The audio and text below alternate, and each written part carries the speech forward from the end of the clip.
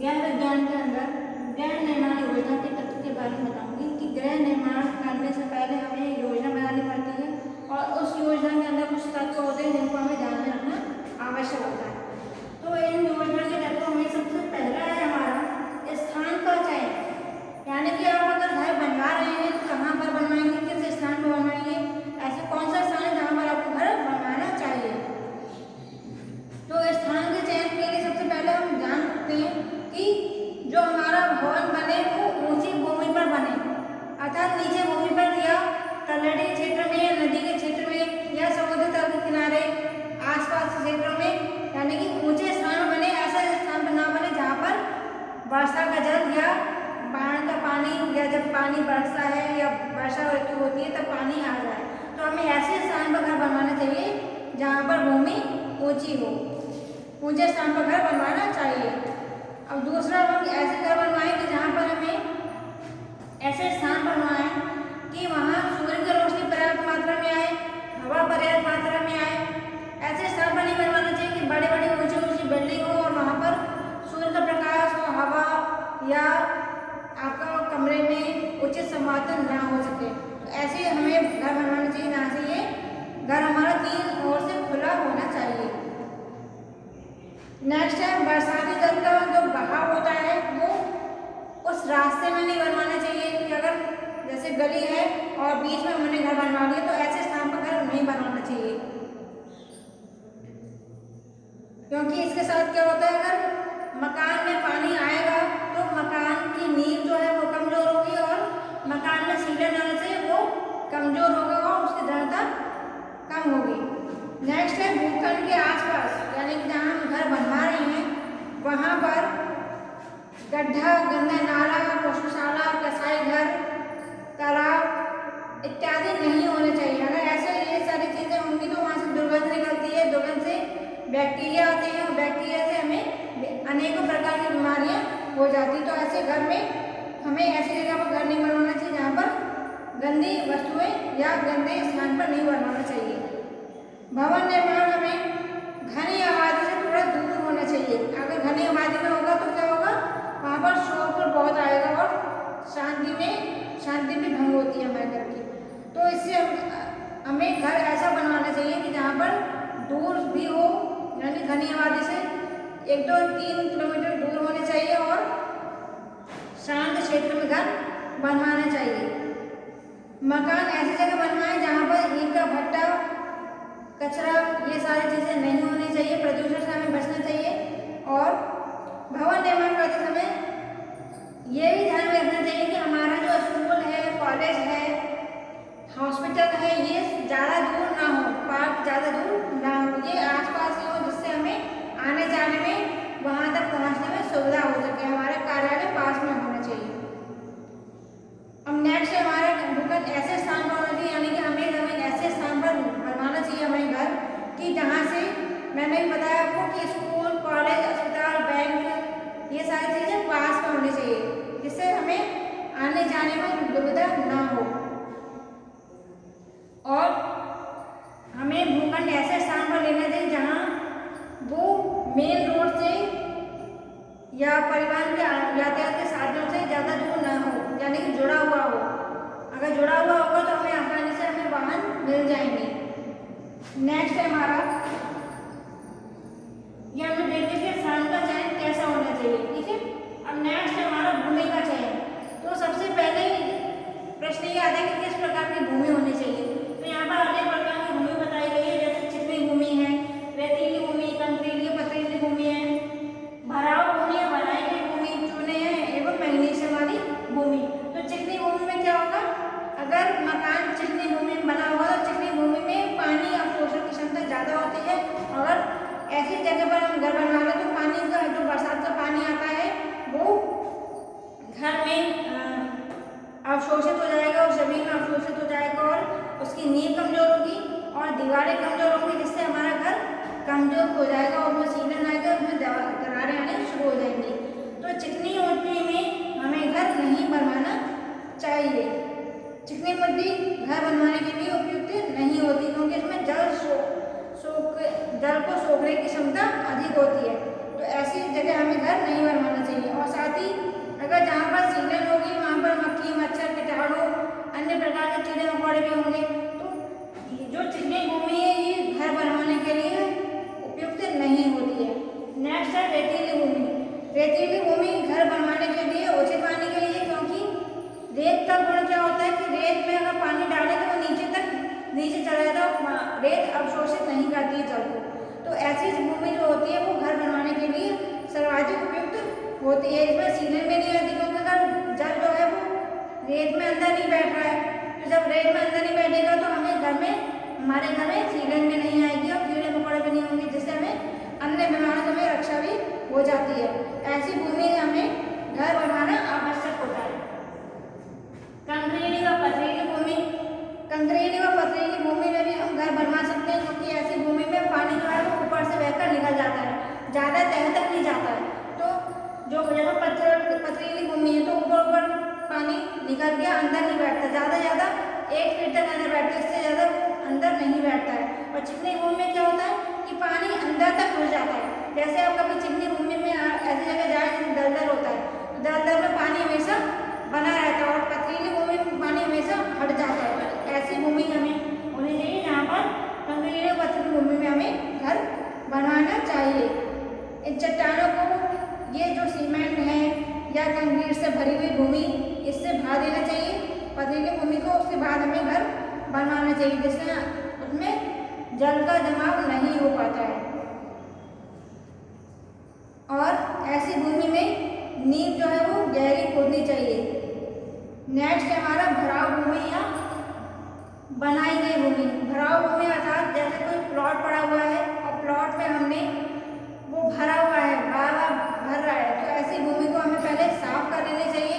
साफ करने के बाद कुछ दिन ऐसे ही धूप में छोड़ देना चाहिए, जिससे कि वो तैयार होते रहेगा। गंदगी है या प्लॉट का है तो वहाँ पर क्या होगा, जहरीली गैसें होंगी, कूड़े करकट का जो गैस होती है वो होगा, तो उससे क्या होगा हमारे घर में प्रदूषित वातावरण हो जाता है और गैस के कारण घर सही नहीं रहता है। भराव भूमि में जैसे कंकड़ पत्थर है, गोबर है, मिट्टी है, ये सब भरा रहता है, तो इस प्रकार से जो विषैली गैसें निकलती हैं इनमें से, और इन विषैली गैसों से हमारा जो स्वास्थ्य है वो हानिप्रद होता है, हानि होती है हमारे स्वास्थ्य को और वातावरण दूषित होता है। तो ऐसी भूमि को हमें पहले साफ करवा के 10, 15 या 20 वर्षों तक, कुछ वर्षों तक खाली छोड़ देना चाहिए, जिससे कि उसकी विषैली गैसें हट जाए, समाप्त हो जाए। उसके बाद हमें घर बनवाना चाहिए। अब नेक्स्ट है चूने एवं मैग्नीशियम युक्त भूमि। जो चूने एवं मैग्नीशियम युक्त भूमि जो है भवन निर्माण के लिए अत्यंत उपयुक्त होती है, और इस भूमि में जल सूखने का गुण होता है। इसमें क्या होता है, जब धीरे धीरे इसके अंदर जाता है, जिससे वो भूमि में अंदर चला जाता है, ना कि मिट्टी में बैठता है।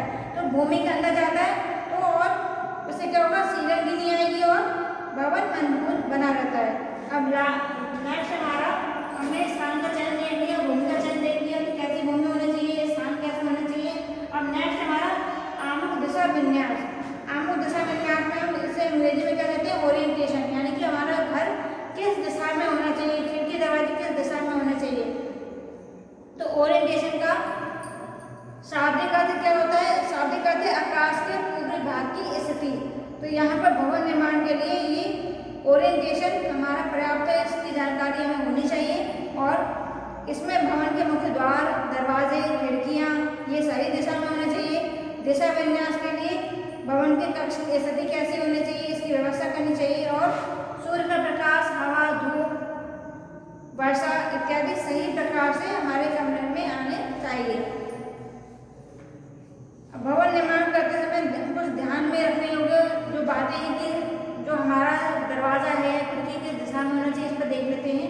तो पहला है हमारा भवन का जो मुख्य द्वार है दक्षिण या पश्चिम में होना चाहिए। जिस दिशा में प्रमुख द्वार हो भूमि वहाँ पर ढलवा होनी चाहिए। अगर मुख्य द्वार है, अगर ढलवा भूमि नहीं होगी तो सड़क का जो पानी है, बरसात का पानी वो अंदर आ जाएगा।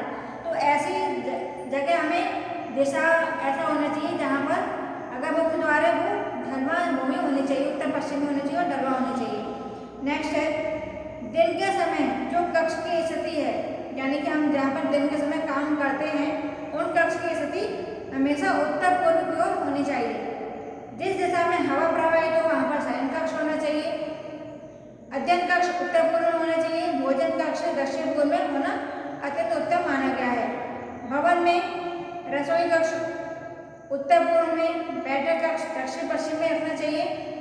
और दक्षिण दिशा की दीवारें छज्जा अथवा सन ब्रेकर लगाकर बनवानी चाहिए, जिससे कि दिन भर की धूप से बचाव किया जा सके। यानी कि दिन भर धूप आती रहेगी तो हमारे घर बहुत गर्म हो जाएगा। तो इस प्रकार से उसमें छज्जा लगा देंगे तो धूप कम आएगी और उससे गर्मी से राहत मिलेगी।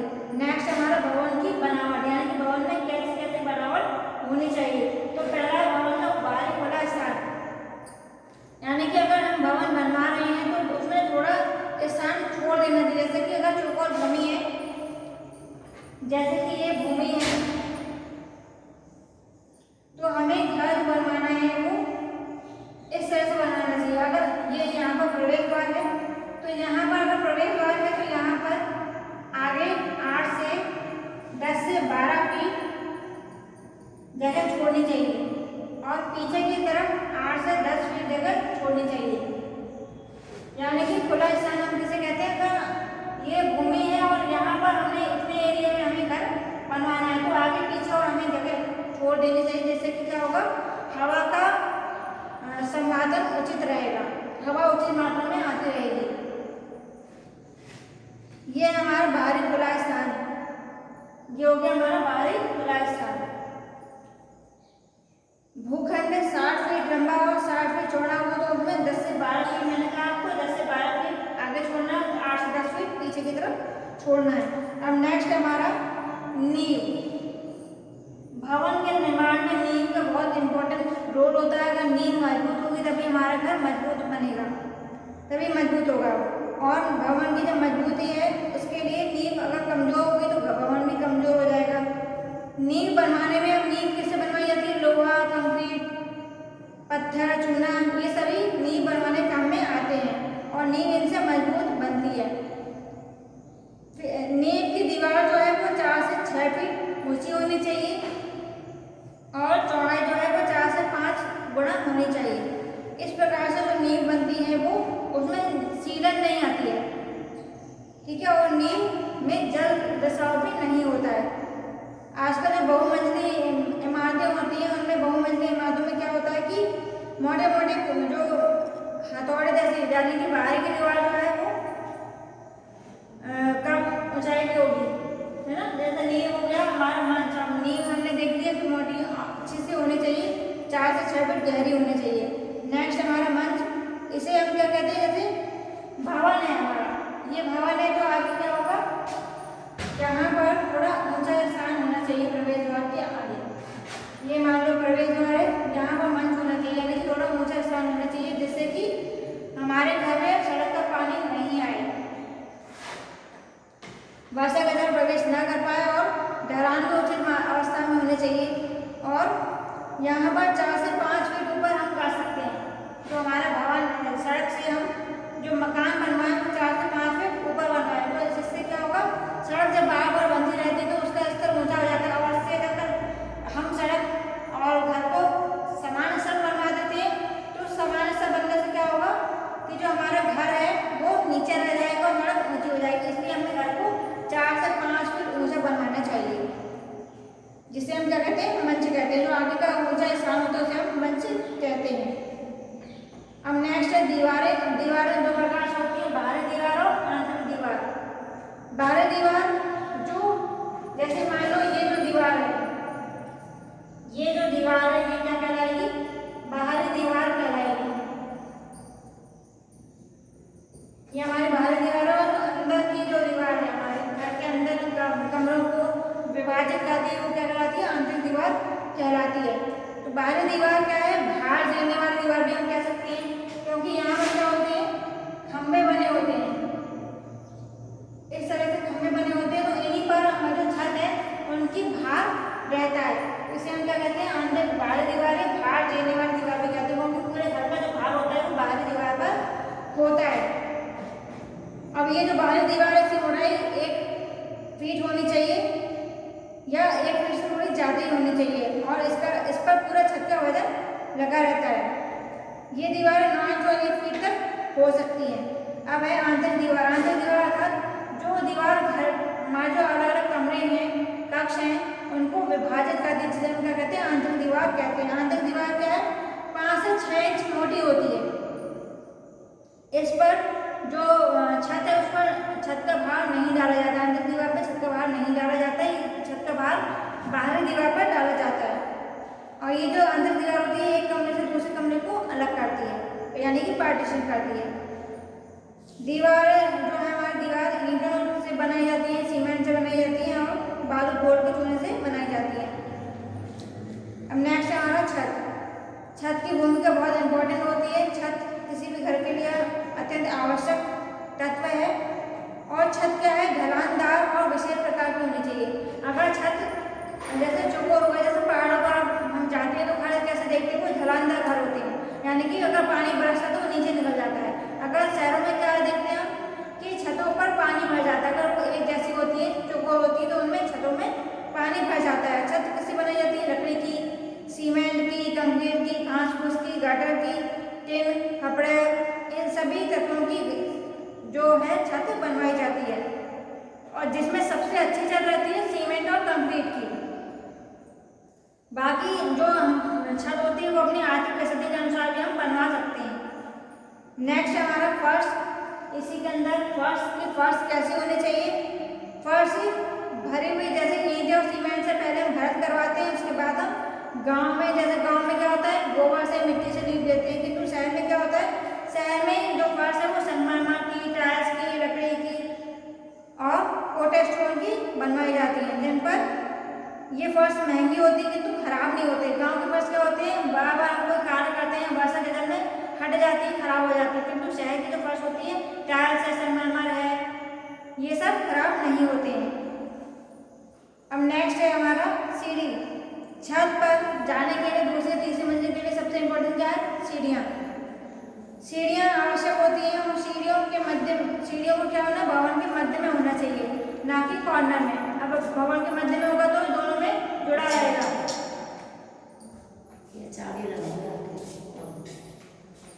भवन में लगा रहेगा।